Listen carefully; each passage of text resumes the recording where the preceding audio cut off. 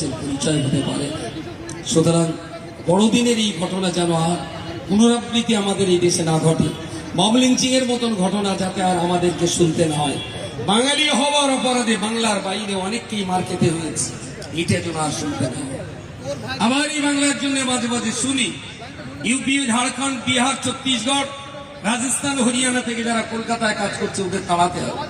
বলছি না বাংলা অত অসহিষ্ণুতার পরিচয় কখনো দেয়নি, তারা ইউপি থেকে বাঙালিদের তাড়িয়েছে, তার মানে এই নয় আমরা বাংলা থেকে ইউপি ওয়ালাদের তাড়িয়ে দেব।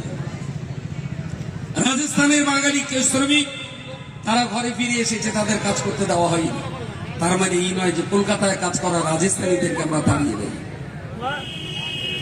কুকুরের কাজ কুকুর করেছে, কামড় দিয়েছে পায়ে, তাই বলি কুকুরের পায়ে মানুষের কামড় কখনো কি শোভা পায়?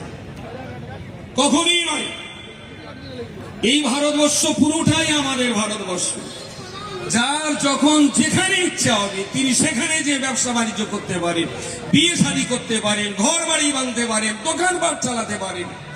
কেন বাঙালি, গুজরাটি, বিহারি, রাজস্থানীকে আলাদা চোখে দেখা হবে? সবাইকে একই চোখে দেখা হোক, এরা আমার ভারত মায়ের সন্তান, এরা আমার ভারতবর্ষ। সুতরাং অসহিষ্ণুতা যেটা দেশে বেড়েছে এটা অনতি বিলম্বে নির্মূল হওয়া উচিত, এবং আমরা সবাই মিলে, আমরা যারা সহিষ্ণুতার পক্ষে, যারা ধর্মের নামে অসহিষ্ণুতার কথা